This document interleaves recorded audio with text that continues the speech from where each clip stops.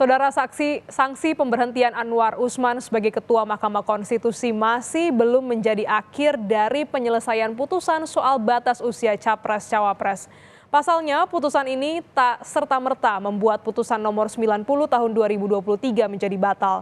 Meski begitu, MK kini mulai menyidangkan pengujian kembali aturan batas usia Capres-Cawapres sehingga ada harapan perkara itu diputus cepat. Panggil pertama kali. Palu Ketua Hakim Majelis Kehormatan Mahkamah Konstitusi menjatuhkan sanksi pemberhentian Anwar Usman sebagai Ketua Mahkamah Konstitusi. MK pun sudah mulai menyidangkan pengujian kembali aturan batas usia Capres-Cawapres. Ada harapan perkara itu diputus cepat untuk memberi kepastian hukum setelah Anwar Usman diberhentikan dari posisi Ketua MK karena pelanggaran etik berat soal pengujian batas usia Capres-Cawapres. Berkaca dari kasus yang muncul di pemilu-pemilu sebelumnya, sejumlah putusan MK terkait pelaksanaan pemilu diputus dengan beragam durasi. Di tahun 2019, MK memperbolehkan penggunaan KTP dan paspor bagi warga yang tidak terdaftar dalam DPT.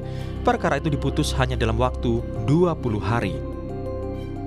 10 Juni 2014 hingga 3 Juli 2014, MK memutus aturan Pilpres 2014 cukup dilakukan satu putaran dan paslon terpilih berdasarkan suara terbanyak dalam waktu 23 hari.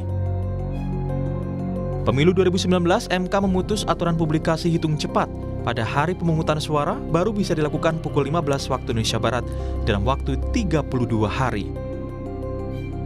28 Maret 2019, MK memutus aturan penggunaan KTP elektronik dan surat keterangan perekaman KTP elektronik atau SUKET untuk memilih dalam waktu 23 hari. Tahun 2023, soal aturan batas usia Capres-Cawapres di atas 40 tahun, kecuali memiliki pengalaman atau sedang menduduki jabatan yang dipilih melalui pemilu, diputus MK dalam waktu 73 hari.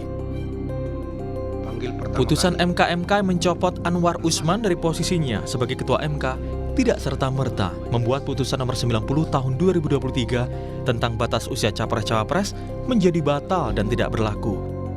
Sebab aturan itu tidak tertuang dalam amar putusan MK. Meski tetap berlaku, namun putusan nomor 90 tahun 2023 dinilai cacat hukum karena diputus oleh hakim yang terbukti melakukan pelanggaran etik berat.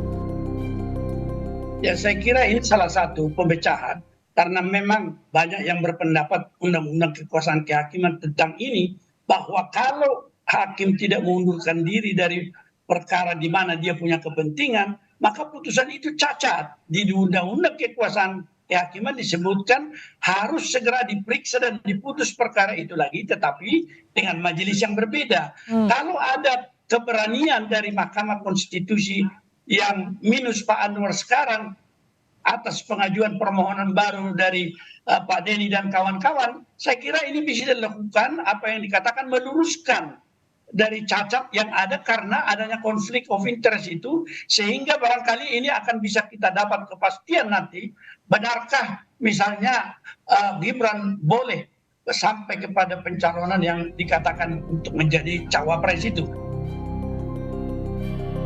Mantan Ketua MK sekaligus Bacawa Pres Mahfud MD mengaku tidak menyangka jika Majelis Kehormatan MK berani setegas itu dalam memberi sanksi kepada Anwar Usman. Oh bagus, saya di luar ekspektasi saya sebenarnya bahwa MK bisa seberani itu. Dugaan saya paling teguran keras atau skor selama 6 bulan tidak memimpin sidang gitu. Tapi ternyata diberhentikan dan tidak boleh memimpin sidang selama pemilu. Itu kan bagus, berani. Karena kalau dipecat beneran itu bisa naik banding dia. Makanya udah bagus, itu Jimli menurut saya salut lah. Bagus.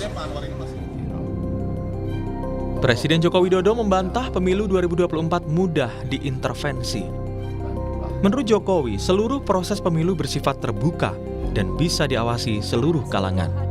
Ada saksi perwakilan dari seluruh partai politik dan masyarakat di TPS yang mengawasi proses pemilu, sehingga pemilihan umum tidak mudah diintervensi seperti sejumlah tudingan yang beredar. Banyak yang menyampaikan bahwa pemilu kita ini gampang diintervensi. Diintervensi dari mana? Di setiap TPS itu ada saksi partai-partai. Pemilu ini pemilu yang sangat terbuka, bisa diawasi oleh siapa saja, oleh masyarakat dan oleh media dan lain-lain. Menanggapi putusan Majelis Kehormatan MK, Anwar Usman justru menyebut apa yang terjadi adalah fitnah dan tidak berdasar hukum.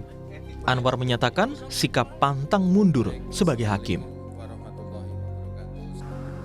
Kini masyarakat menanti langkah MK dalam menguji kembali pasal 169 huruf Q Undang-Undang Nomor 7 Tahun 2017 terkait batas usia peserta Pilpres serta kelanjutan dari pemecatan Anwar Usman yang terbukti memiliki konflik kepentingan saat memutus perkara.